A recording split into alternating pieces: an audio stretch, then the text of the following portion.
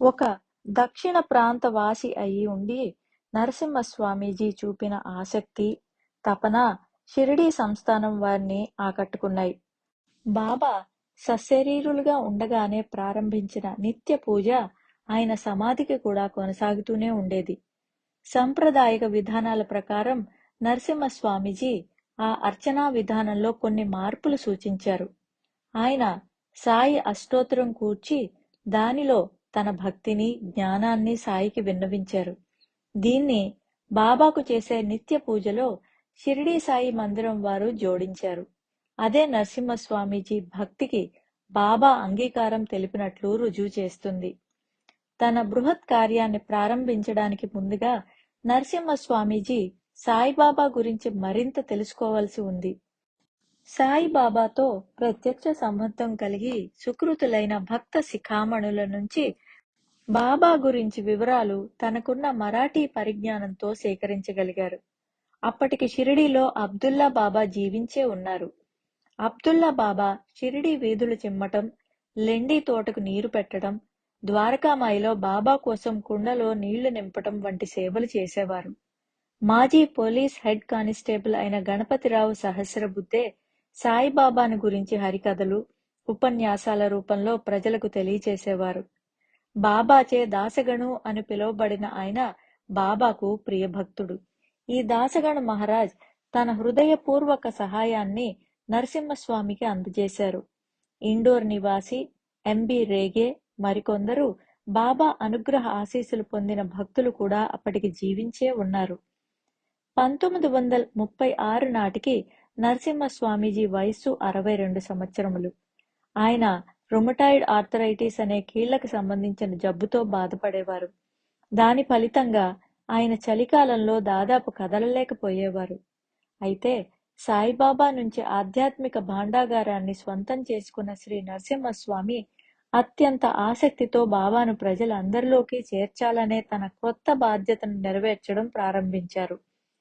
ఈ క్రమంలో మొదటి మెట్టుగా బాబాతో ప్రత్యక్ష అనుభవం కలిగిన భక్తుల అనుభవాలను సేకరించాలనుకున్నారు. దీనికోసం నరసింహస్వామీజీ ఎంతగానో పర్యటించి, పరిశోధించి వారి వారి అనుభవాలను సేకరించారు. వీటి ద్వారా బాబా ఎంతో అద్భుతమైన రీతిలో వారిని ప్రమాదాల నుండి రక్షించడం, వారి ప్రార్థనలకు సమాధానమివ్వడం వంటి మహిమలు చేశారని తెలుసుకున్నారు. ఈ అనుభవాలు నరసింహస్వామికి ఎంతో ఆశ్చర్యాన్ని, ఆసక్తిని కలుగజేశాయి. ఇంత గొప్ప వ్యక్తిత్వమైన సాయిబాబా గురించి మన విశాల దేశం అంతటా తెలియచేయడం చాలా ముఖ్యమని ఆయన భావించారు. అందువల్ల ఈ అనుభవాలన్నింటినీ ఆయన గ్రంథస్థం చేశారు. 3 భాగాలుగా డివోటీస్ ఎక్స్పీరియన్సెస్ అనే శీర్షికలో ఇంగ్లీషు, తమిళ భాషలలో వీటిని ప్రచురించారు. ఈ ప్రేమపూర్వక కృషిలో నిమగ్నులై ఉండగా నరసింహస్వామికి భగవంతుడైన కృష్ణుడు, రాముడు ఆధునిక యుగంలో మానవాళికి మేలు చేసే నిమిత్తం సాయిబాబాగా అవతరించారని రూఢి అయినది. బాబా రూపంలో ఉన్న శక్తి సర్వసమర్థమైనదని, అది ఆయన మరణానికి ముందు, అనంతరం కూడా అత్యున్నత స్థాయిలో ప్రభావాన్ని చూపగలదని, అది ఖచ్చితంగా భగవత్ అవతారమని నరసింహస్వామి గుర్తించారు. త్రిమూర్తులే బాబా అని, తాను సాయిపై విశ్వాసాన్ని పెంపొందించడమే ధ్యేయంగా పనిచేయాలని తనకు తాను నిర్దేశించుకున్నారు. సాయిబాబా జీవిత చరిత్ర గ్రంథం ఏదైనా లభిస్తుందేమోనని నరసింహస్వామీజీ ప్రయత్నించారు. మరాఠీలో అప్పటికే దాసగణ మహారాజ్ శ్రీ సాయి లీలామృతం రచించి ఉన్నారు. శాంతాక్రూజ్ నివాసి లాయర్ రావు బహదూర్ ఎంవి ప్రధాన్ బాబాను గురించి గ్లింప్సెస్ ఆఫ్ స్పిరిచువాలిటీ పేరుతో చిన్ని పుస్తకం రాశారు. బాబా అంగీకారం, ఆశీస్సులు అందుకున్న ప్రామాణిక గ్రంథం అన్నా సాహెబ్ దాబోల్కర్ అనగా హేమాడ్ పంత్చే మరాఠీలో శ్రీ సాయి సచ్చరిత్రగా రచింపబడింది. చెప్పిన గ్రంథాలన్నీ నరసింహస్వామి అధ్యయనం చేయడమే కాక తాను సేకరించి కూర్చిన అనుభవాల ద్వారా తాను సాగించిన సద్గురు అన్వేషణ విజయాన్ని ఆయన సార్థకం చేసుకోగలిగారు.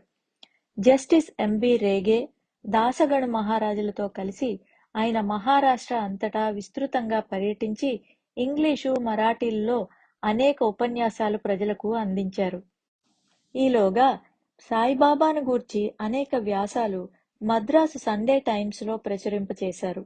ఈ బృహత్ కార్యక్రమాలలో నరసింహస్వామీజీ జీవితం 1938 చివరి వరకు చాలా మహోన్నతంగా గడిచిపోయింది. 1939వ సంవత్సరం ఆరంభంలో ఆయన మద్రాసుకు తిరిగి వచ్చారు. సాయి ఉద్యమానికి బాబా సహకారం. బాబా గురించి వివరాలు సేకరించడం అంత సులభంగా పూర్తి అయ్యే పని కాదు.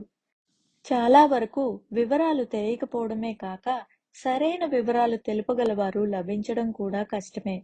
ద సేజ్ ఆఫ్ సాకోరి అనే గ్రంథం 97వ పేజీలో నరసింహస్వామి చెప్పినట్లు భక్తులు తమ గురువుల శక్తులను మహిమలను పూర్తి స్థాయిలో గమనించలేరు.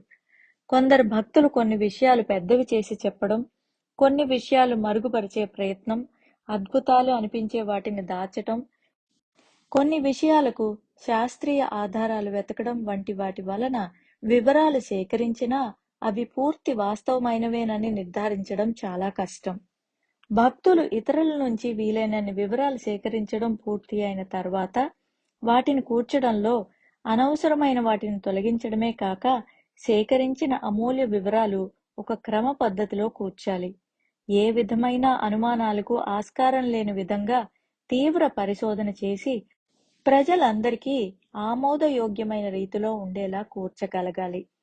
నరసింహస్వామీజీచే వ్రాయబడిన రమణ మహర్షి, ఉపాసిని మహారాజ్, సాయిబాబాల జీవిత చరిత్రలు, అనేక బాబా భక్తుల వివరాలు చదివిన వారికి మాత్రమే వాటి వెనుక స్వామి ఎంత తీవ్రమైన కృషి సలిపారో, శాస్త్రీయమైన ఆధారాలను కూడా ఎంత కష్టపడి సేకరించారో అర్థమవుతుంది.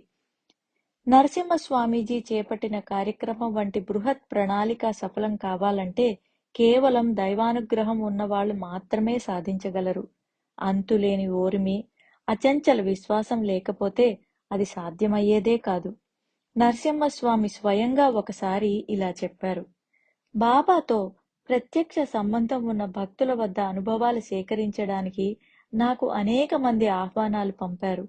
అలాంటి ఒక సందర్భంలో నేను పూణే వెళ్ళినప్పుడు నేను రాస్నే వారి కుటుంబాన్ని కలుసుకున్నాను. నేను వారి అనుభవాలు వ్రాసుకుంటూ ఉండగా గ్వాలియర్కు చెందిన జస్టిస్ పిఆర్ అవస్థీ గారి కుమారులైన శ్రీ నారాయణ పురుషోత్తం అవస్థీ గారు వచ్చి తన తండ్రి గారి వద్దకు నన్ను తీసుకుని వెళ్లారు. ఆయన బాబాకు గొప్ప భక్తులు. నా లక్ష్యం గురించి తెలుసుకున్న క్షణంలో జస్టిస్ శ్రీ పిఆర్ అవస్థీ గారు అత్యంత ఆనందం పొందారు. ఆ పరిశుద్ధాత్మలు ఒక అతి సన్నిహిత మిత్రుని వలె నన్ను ఎంతగానో ఆదరించారు. తన అనుభవాలన్నీ నాకు వివరించారు. ఆయన సుమారు 60 మంది బాబాతో, ఆయన మహత్యంతో అనుబంధం కలిగిన భక్తులకు నన్ను పరిచయం చేశారు. సద్గురు శ్రీ సాయినాథ్ మహారాజ్ కీ జై. పూజ్య శ్రీ నరసింహ స్వామీజీ కీ జై.